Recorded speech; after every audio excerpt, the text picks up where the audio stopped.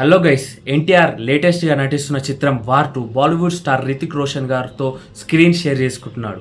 అదేవిధంగా ఎన్టీఆర్ ఫ్యాన్స్కి ఇది గుడ్ న్యూస్ అని చెప్పుకోవచ్చు. ఆ గుడ్ న్యూస్ ఏందో తెలుసుకునే ముందు కింద లైక్ బటన్ లైక్ చేసుకొని ఛానల్ సబ్స్క్రైబ్ చేసుకోండి. వీడియోలోకి ఎంటర్ అయిపోతాం.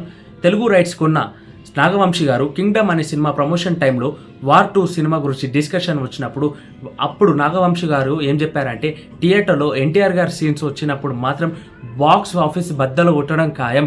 అదేవిధంగా ఎన్టీఆర్ గారి ఎంట్రీ సీన్ మాత్రం థియేటర్లు చినిగిపోతాయి అంటున్నాడు.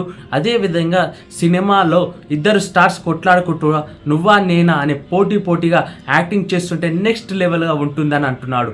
అదేవిధంగా ఈ మాటలు చెప్పడం వల్ల ఎన్టీఆర్ గారి ఫ్యాన్స్కి బూస్టప్ వచ్చిందని చెప్పుకోవచ్చు.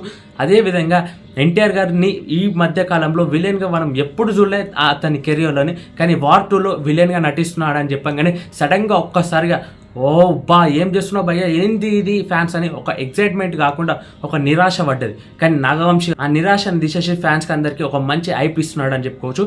అయితే సినిమా ప్రకారంగా మన హీరో విలన్గానే నటిస్తున్నాడు సినిమాలో.